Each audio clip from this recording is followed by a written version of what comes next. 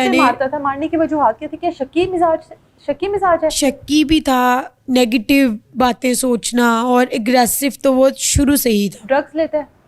جی پہلے کا وہ نشہ ڈرنک کرتا ہے؟ کرتے تھے، اب 3 سال سے وہ ڈرگز وہ لے رہے ہیں آئس. اچھا، اور تو اس ٹائم وہ اب زیادہ پاگل تشدد ہوتا ہوگا؟ ایکسٹریم لیول پہ چلا گیا، اب ناقابل برداشت اور ناقابل معافی ہے، اب برداشت نہیں ہوتا مجھ سے. تو پچھلے 3 سالوں سے کیسے برداشت کر؟ بہت کیا برداشت، جو اب کیا لاسٹ اٹیمپٹ، وہ اٹیمپٹ ٹو مرڈر تھا اپنی طرف سے، کیا اس نے مجھے مار جھگڑا ہی تھا دیا. اور کس چیز سے مارتا رہا ہے؟ کیا کرتا رہا ہے؟ جو میں نے آپ کی ویڈیو دیکھی ہے وہ تو شاید میں آن ایئر بھی نہیں کر سکتی، جس طرح آپ کے نشان ہیں اور جس طرح آپ کی ٹانگوں کی رنگت وہ کر چکا ہے، کس چیز سے مارتا رہا؟ کیا وجہ تھی؟ اور آپ ان 12 سالوں میں 4 بار ماں بنی ہو، آپ کے بچے بھی ہوں گے، بچے بھی دیکھتے ہوں گے سارا کچھ.